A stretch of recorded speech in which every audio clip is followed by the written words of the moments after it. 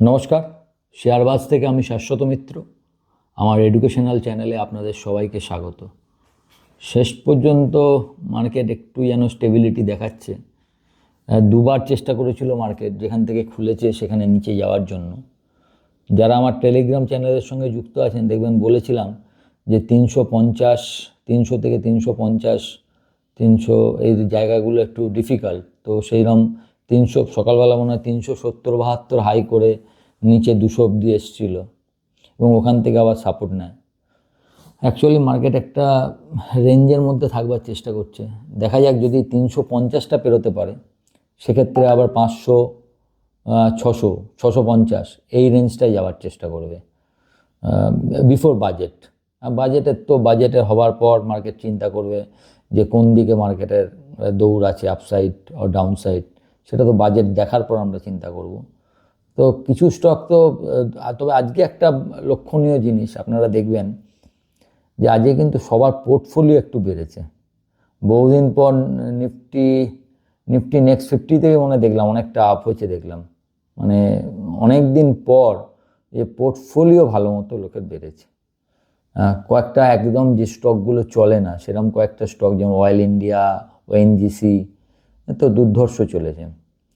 আপনাদের মনে থাকবে যারা আমার টেলিগ্রাম চ্যানেলের সঙ্গে যুক্ত আছেন তারা জানেন 1 জানুয়ারিতে আমি আপনাদের উপহার হিসাবে, নববর্ষ উপহার হিসেবে দুটো স্টকের ওপর নজর রাখতে বলেছিলাম, যে দুটো স্টকের ওপর নজর রাখবেন, ভালো দামে এসছে। তার একটা ছিল ওএনজিসি 235 টাকায়, আর একটা ছিল গেল 172 টাকায় মনে দিয়েছিলাম, সম্ভবত 70 বা 72 হবে। গেল এখনও ওই দামের থেকে 2-3 টাকা নিচেই আছে, 68-69 টাকা দাম আছে। কিন্তু 235 টাকার ওএনজিসি আজকে চলে গেছে 269 টাকা, মনে হয় 20 পয়সা বা 30 পয়সা হাই করেছে। তার মানে মোটামুটি 14 থেকে 15% রিটার্ন ইন 27 ডেজ। আজকে 27 তারিখ, 28 তারিখ আজকে, এই 28 দিনে মোটামুটি 15% রিটার্ন। আমি আপনাদের একটা কথা সবসময় বলি যে ইয়ারলি যদি 16% বা 16.5% রিটার্ন তৈরি করতে পারেন তাহলে আপনি ওয়েলথ ক্রিয়েট করতে পারবেন। সেটা মোটামুটি 1 মাসেই ওএনজিসি সেই জায়গায় প্রায় পৌঁছে গেছে। তার কারণ হচ্ছে দুটো জিনিস আপনাদেরকে দেখুন, ডিসেম্বরের শেষ উইক থেকে বলে আসছি। আপনারা যদি আমাকে যারা অনেক দিন ফলো করছেন তারা জানেন 2025-এর প্রথমে, মানে 25-এর জানুয়ারিতে বলেছিলাম অয়েল তখন 80-85 চলছিল, আমি বলেছিলাম 55-60 অবধি আসতে পারে। অয়েল 52-53 অবধি লো করেছিল, ক্রুড অয়েলের কথা বলছি। আবার 2026-এর 25-এর শেষ দিক থেকে, ডিসেম্বরের পর থেকে, যখন অয়েলের দাম ধরুন এই $56-57, $60, তখন থেকে আমি একটা কথা বলেছিলাম যে সবাই যে বলছে অয়েল আরও নিচে $40, কেউ টার্গেট দিচ্ছে, কেউ $30, সব বড় বড় ব্রোকার ফার্মগুলো। সেই সময় আমি বলেছিলাম এবছরে আমার টার্গেট অয়েলের জন্য $75 থেকে $85, 75 to 85। তো অলরেডি অয়েল $68। আমি যখন প্রথম যে সময় বলি তখন $57, $56 দাম ছিল। সুতরাং এবং অয়েল বাড়লে ওএনজিসি বারবার একটা সম্ভাবনা থাকে। আমি আমার হিসাবেই সেই হিসাবে কলটা দিয়েছিলাম, কল নয় মানে আপনাদের সঙ্গে শেয়ার করেছিলাম যে আমার এই দুটো শেয়ারকে আপনারা লক্ষ্য রাখতে পারেন।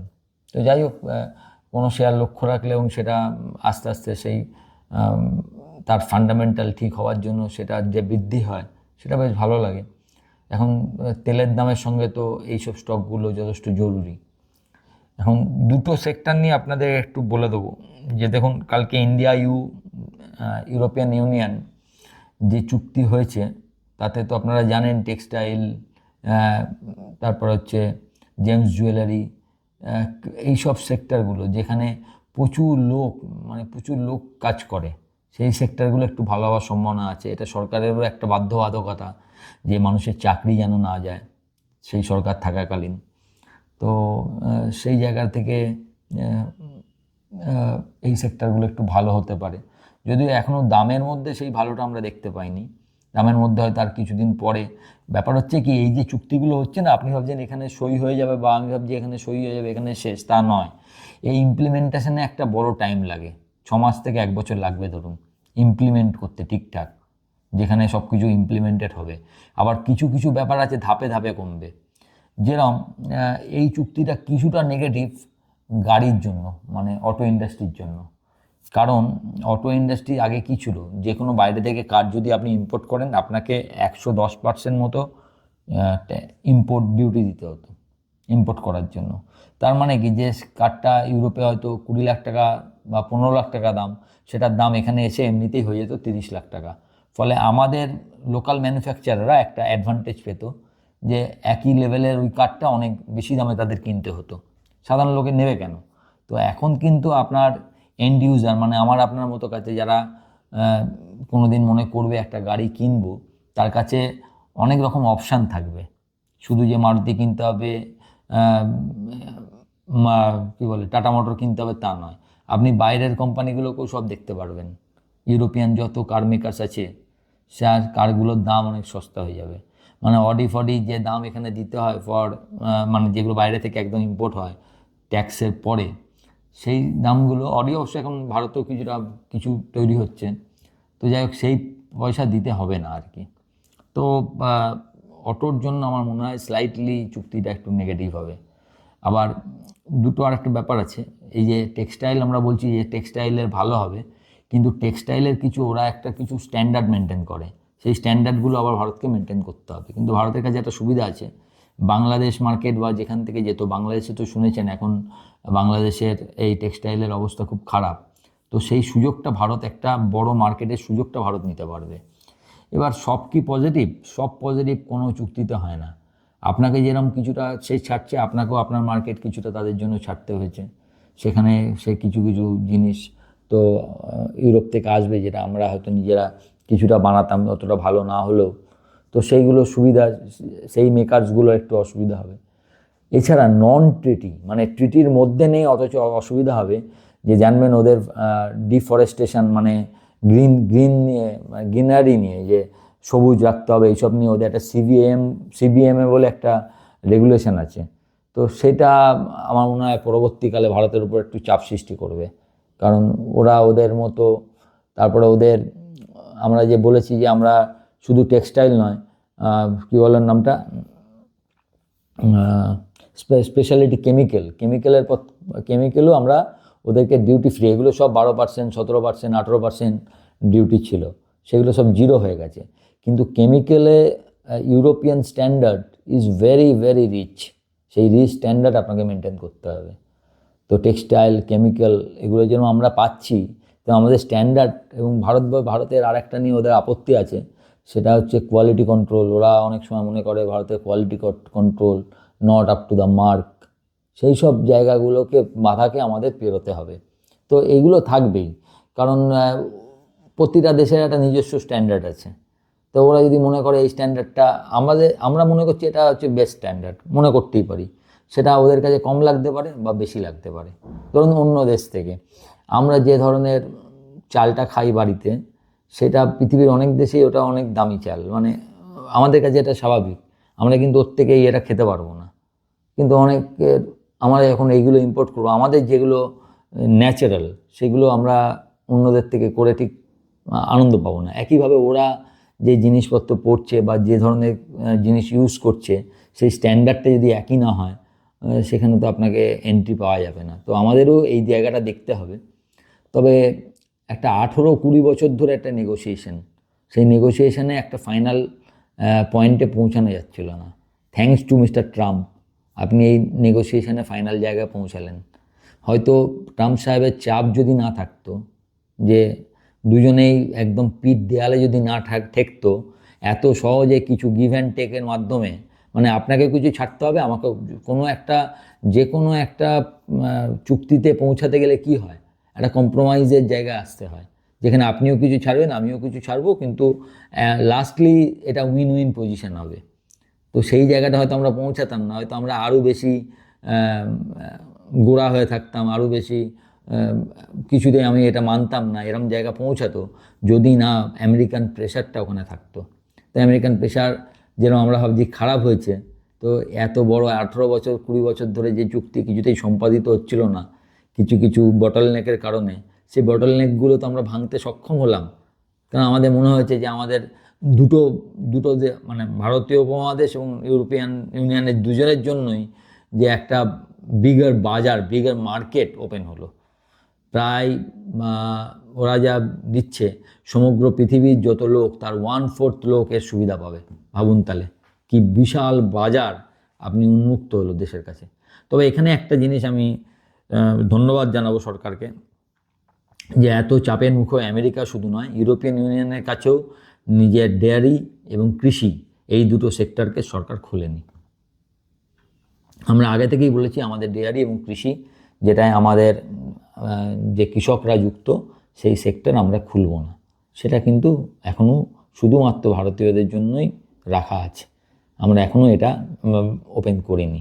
দেখা যাক এই চাপ সহ্য করে আমরা কবে কি করতে পারি।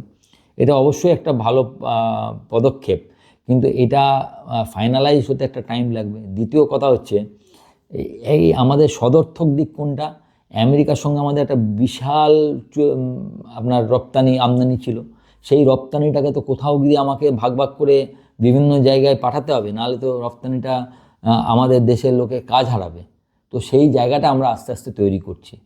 এবং আপনি দেখবেন, আমি আগের দিনই আপনাদের একটা ভিডিওতে বলেছিলাম, যেদিনকে আমাদের এক্সপোর্ট ইয়েটা এসেছিল, যে এত কিছুর পরেও আমাদের এক্সপোর্ট শতাংশ হিসাবে কমেছে মাত্র 1.5%। একটা 50% ট্যারিফ একটা দেশ লাগিয়েছে, যেখানে আমরা এক্সপোর্ট সারপ্লাস ছিলাম সেই দেশের সঙ্গে, এবং অনেকটা সারপ্লাস। তারা ট্যারিফ লাগাবার পর এক্সপোর্ট কমে যাওয়ার পর আমরা যে মাত্র 1.5% কম এক্সপোর্ট হয়েছে, তার মানে কি আমরা সেইগুলোকে অন্য চ্যানেলাইজড করতে পেরেছি, অন্য চ্যানেলে গিয়ে বিভিন্ন জায়গায় পাঠাতে পেরেছি। তো এটা আপনি বলতে পারেন যে এটা নিড অফ দ্য টাইম। সময় অনেক সময় অনেক কিছুকে সহজ করে দেয়। এখন হয়তো সেই সময় আপনি শুনেছেন হয়তো যে ব্রাজিলের প্রেসিডেন্ট লুলা দা সিলভা, উনিও হয়তো ইন্ডিয়াতে আসতে পারেন। তো অনেক রকম অনেক দেশের সঙ্গে ছোট ছোট ট্রেড এগ্রিমেন্ট ভারত বানাচ্ছে। প্রথমে ইউকের সঙ্গে বানালো, তবে ইউরোপিয়ান ইউনিয়ন। অবভিয়াসলি যে আমি যেখানে যা পারবো, আমাকে তো ওইটাকে ওখানে যে বটলনেকটা হয়ে আছে, যে ক্ষতিটা হবে, সেই ক্ষতিটা অন্য কোনো চ্যানেলে পোষাতে হবে। তো সেই জায়গাটা ভারত তৈরি করছে, এবং তার প্রতিফলন এখন বাজারে দেখছেন বা দেখতে পারেন। যদি না, এখন ব্যাপার হচ্ছে এখানে অনেকগুলো যদি ফ্যাক্টর আছে। কি ফ্যাক্টর? ট্রাম্প যদি কালকে আবার কিছু বলে, ট্রাম্প যদি এটাই কিছু বাজে কথা বলে, এটা নেগেটিভ হবে। ট্রাম্প যদি ইরানকে যুদ্ধ শুরু করে দেয়, সেটা একটা বাজারের পক্ষে নেগেটিভ হবে। এত পজিটিভও, এই পজিটিভগুলো থাকবে, কিন্তু এই পজিটিভ কোনো দিন ভালো টাইমে নেগেটিভও লোকে ভুলে যায়, কাজ করে উপরে যায়, মানুষ ফোমোতে চলে। খারাপ টাইমে মানুষ প্যানিকে চলে, তখন ভালো খবরগুলো ভুলে যায়। কিন্তু পজিটিভটা পজিটিভ, নেগেটিভটা নেগেটিভ। এই যে এটা positive, it's positive is positive, সেইটা মার্কেট এখন দেখাবে না 2 মাস পরে দেখাবে না 6 মাস পরে দেখাবে, সেটা দেরি হতে পারে। But positive thing is positive, এটা মনে রাখবেন। মার্কেট কখন রিয়্যাক্ট করবে সেটা অনুসারে রিয়্যাক্ট করেনি বলে ওটা পজিটিভ নয়, এটা ভাববেন না। Market may react then and then, may react early, or may react after 5-6 months. মার্কেটের সময় মতো, সেন্টিমেন্ট মতো রিয়্যাক্ট করবে। সুতরাং মার্কেটের কিন্তু আপনাকে, তাই জন্য মার্কেটকে স্ক্রিন ইজ সুপ্রিম, স্ক্রিনকে আপনাকে শ্রদ্ধা জানাতে হবে, কিন্তু মাথায় রাখতে হবে এই পজিটিভটা আমার আছে। তাই যখন দেখব যে আমার মার্কেট সেন্টিমেন্ট ঠিক হচ্ছে, আপনি তখন আবার এই সেক্টর, যে সেক্টরগুলো বললাম যেগুলো ভালো হতে পারে, সেই সেক্টরের দিকে লক্ষ্য রাখবেন। সার্ভিসের সেক্টরে একটু ভালো হতে পারে, সেটা হচ্ছে আইটি সার্ভিসেসগুলো, ফার্মা, এগুলোতে কিছু সুবিধা হতে পারে। তো যাই হোক, এখন মার্কেট যে জায়গায় রয়েছে, আজকে তো ভালো বন্ধ দিয়েছে অনেক দিন পর, 200-র নিচে বন্ধ দিলে এটা মানে 175 ছিল, তো 150-এর নিচে যখন বন্ধ দিলে অবশ্যই নেগেটিভ হতো। কিন্তু সবচেয়ে বড় কথা হচ্ছে আগের দিন এবং আজকে দুদিনই দেখবেন লাস্ট আওয়ারে মার্কেট ওপরে চলেছে। তা লাস্ট আওয়ারে আমরা কখন কিনি? সবসময় মনে রাখবেন, লাস্ট আওয়ারে কেনার একটা আলাদা অর্থ আছে। লাস্ট আওয়ারে কেনা মানে কি? মানে আমার মনে হচ্ছে কালকে আমি এই দামে পাবো না, এর থেকে উঁচু দামে আমাকে নিতে হবে, তবে আমি লাস্ট আওয়ারে কিনবো, নাহলে আমি কিনবো কেন? আমি তো ওয়েট করবো কালকের জন্য। কালকে আমি যদি কমে পেতে পারি, আমি কালকে ওয়েট করব। কখন আমি লাস্ট আওয়ারে এত বাই করি? যখন আমার মনে হয় না কালকে এর থেকে ওপরের দাম যেতে পারে। রেজাল্ট কী হবে আমরা কেউ জানি না, কিন্তু এই মনে হওয়াটা, this is good for the market, আমি এটুকুই বুঝি। তো দেখা যাক। তবে 500 থেকে 650 বিফোর বাজেট, মানে শুক্রবার পর্যন্ত 650-650-এর যদি আগেই খুব কাছে চলে যায়, সেক্ষেত্রে হয়তো সেখান থেকে আবার একটা প্রফিট বুকিং আসতে পারে, আমার যা মনে হয়। বাজেটের পর বাজেট দেখে 650 থেকে 25,000-এর দিকে যাবে নাকি 26,000-এর দিকে যাবে, সেটা পরের কথা। কিন্তু বাজেটের আগে আমি এখান থেকে আরও 25,300 পয়েন্ট, আরও 300 পয়েন্ট মানে রাউন্ড অ্যাবাউট 1 থেকে 1.2% আপসাইড থাকতে পারে, যদি না কোনো খারাপ খবর আসে। ভালো থাকবেন। ভিডিওটা ভালো লাগলে লাইক, শেয়ার এবং যারা প্রথমবার দেখছেন একটু সাবস্ক্রাইব করবেন এবং আমার টেলিগ্রাম চ্যানেলের সঙ্গে যুক্ত থাকবেন। নমস্কার।